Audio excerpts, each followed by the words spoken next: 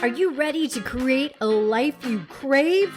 Let's spin that doom loop of negativity into an upward success cycle and start living lucky. Good morning. I'm Jana. Good morning. I'm Jason. 2 days in a row, you get me in my pajamas. Bananas in pajamas. Bored. I'm so bored. Jason's been working with teenagers a lot in the past 3 weeks. And one feeling that he often hears them say is, I'm so bored. I'm so bored. And for me, this is a naughty word.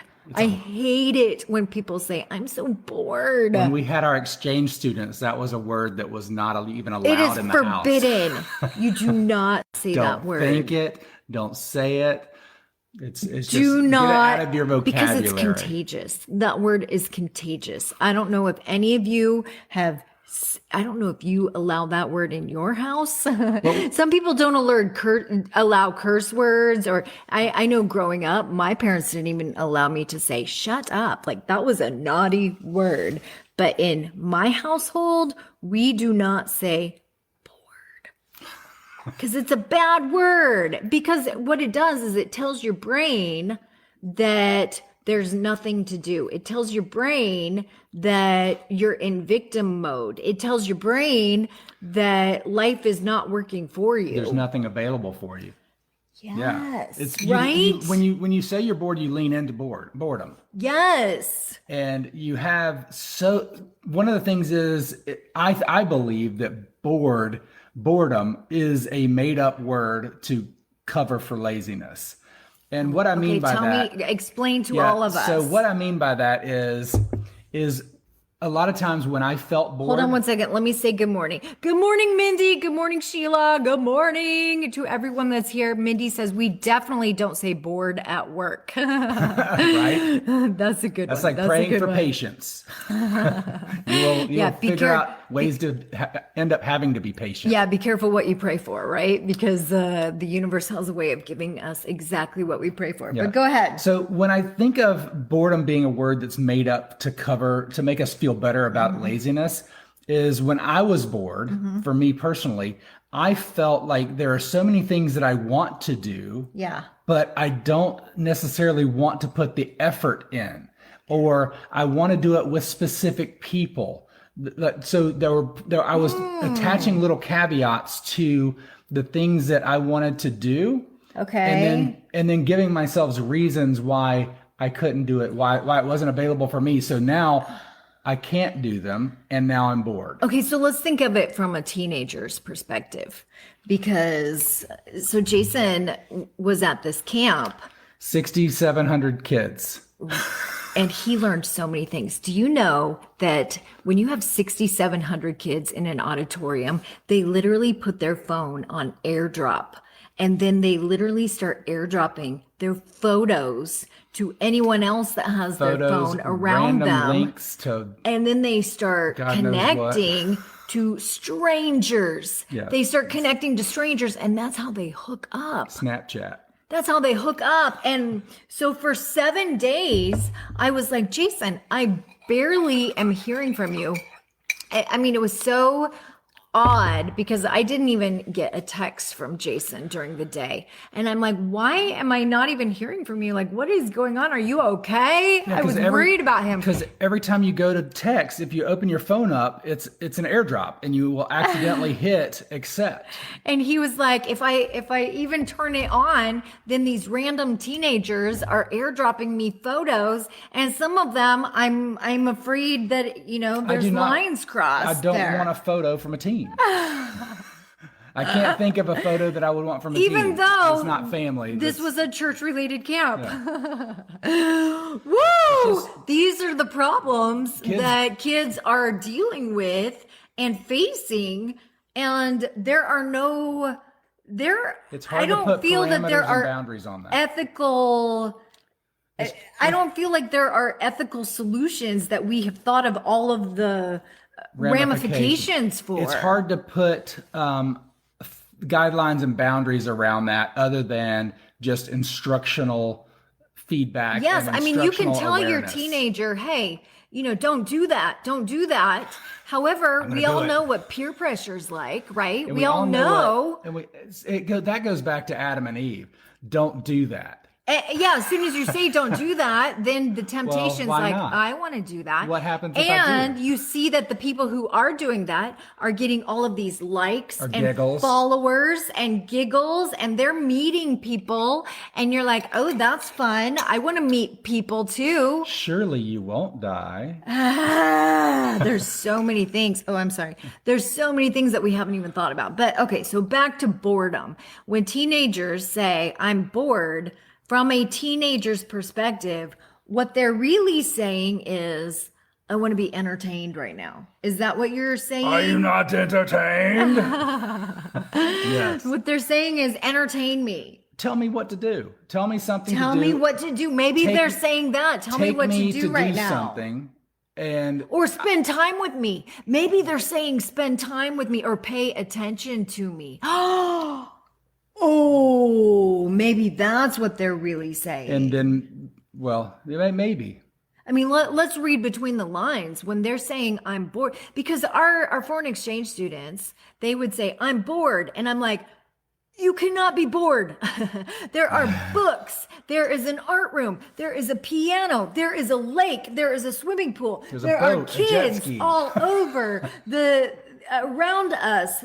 How can you be bored? You're in a foreign country. We have so many things that we could be doing and learning and seeing, and at the very least we have video games and Netflix and movies and language to learn. And I get that times are different. Yes. But the thing is, times are different. So it's are times different in a bad way or are times different in a good way? And what are you looking at? Because if I even feel like there's that sense of boredom, quote unquote boredom, showing up, that's a time for me to reflect and start imagining, start daydreaming, start thinking of ideas and getting innovative of the next step forward. Okay, so Mindy agrees with us because I think we're onto something. I think when teenagers say, I'm bored, I think what they're really saying is, I need some attention. I want someone to spend time with me, someone to give me love. I need someone to give me love and spend human connection with me. And not put me in front of a screen, not give me an iPad and say, here you go. I need somebody to look me in the eye and let's just do connect. Something. And Sheila says when teens are asking for attention or when they say they're bored, they're not asking for a task. Because I can tell you one thing, when I would say I'm bored and I was told, well, go clean. Clean your room. Oh, yeah. Absolutely not. Oh, that's that's too, one of right? The worst things that I could hear. Because I know that's on my to-do list. And that just, as a teenager, I remember that would almost make me, no, I don't want to do that. That's anything but that. Give me any other option than clean. Yeah, I don't want to go mow the lawn. I don't want to go clean my room. I don't want to go cook. Any of that. It's and I didn't even want to read back then, which is such a shame, but it is what it is, and I love to read now, and I'm catching up. Yeah. How many times did we hear, well, go read a book? And it was like, I don't want to read a book. And if only we could have reframed that in our mind to, hey, let's go on an adventure in our minds. That's one thing. So just thinking about that. So there were some people that I grew up with that were readers, and I literally never heard out of their mouth, I'm bored.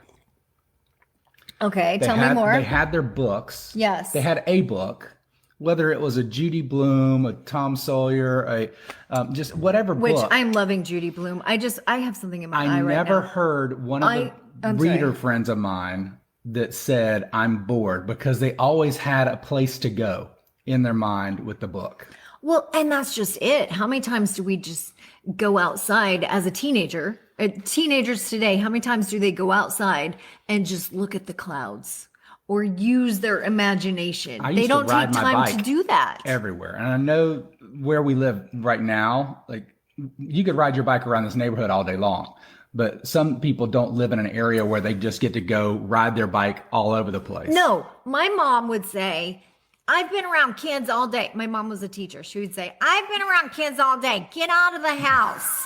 That's what she would say. And so we would literally get out of the house. We would get on our bikes and we would ride around town and look for other bicycles. Right. Because that's where we everybody's hanging knew out. the other kids would be. And then we would literally go knock on a door, or we had like this, I hate to say it, but we found this like little, Was it an abandoned house? it was behind an abandoned house. So we had a field. We had houses that we would go to, specific people's houses. Check these places first, then check here, then check. Yeah, like we the had park by the certain cemetery. places that we would check, and if you would see a bicycle, you knew people were hanging out there, and that's where you would go and you would hang out and look for bones or look for random things. Yeah.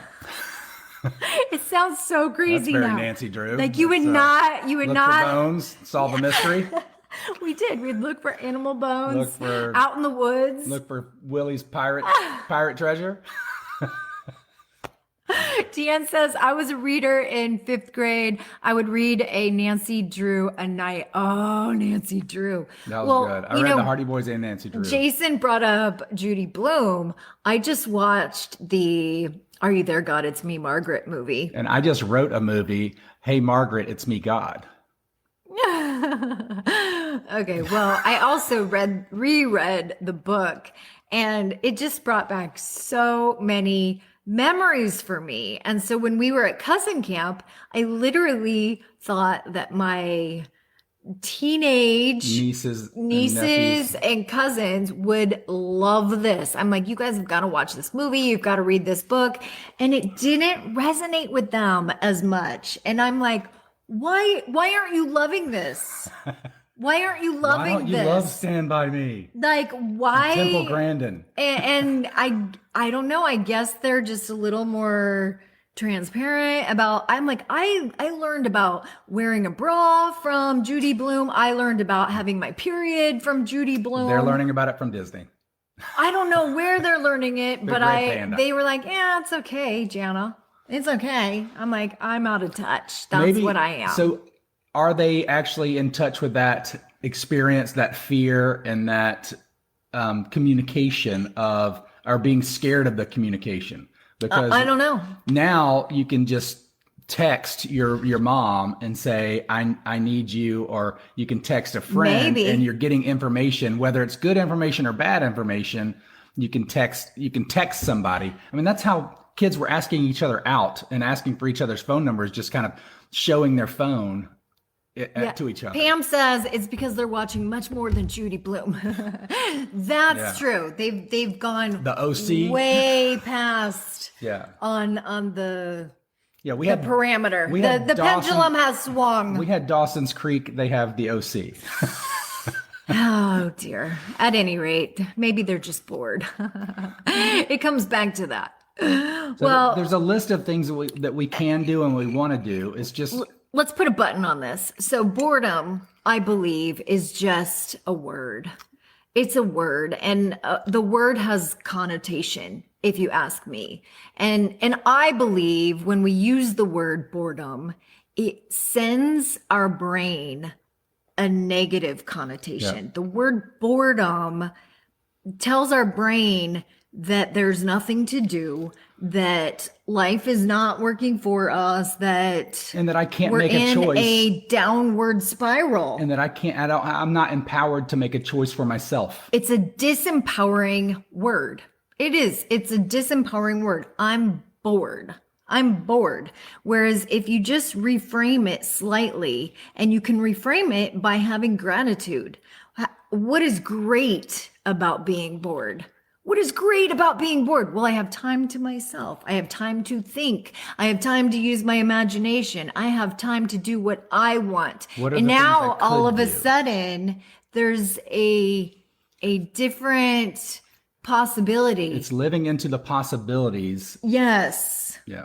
It's just slightly reframing that word to, oh, you know what? Now I can unplug. Now I can recharge. Now I can Imagine. Now I can take one next step forward in any direction that I choose. I love it. I love it. All right. Have a great day, guys. Thank you so much for your input. We'll see you tomorrow. Bye-bye. Hopefully it won't be in my pajamas. If the idea of living lucky appeals to you, visit us at startlivinglucky.com.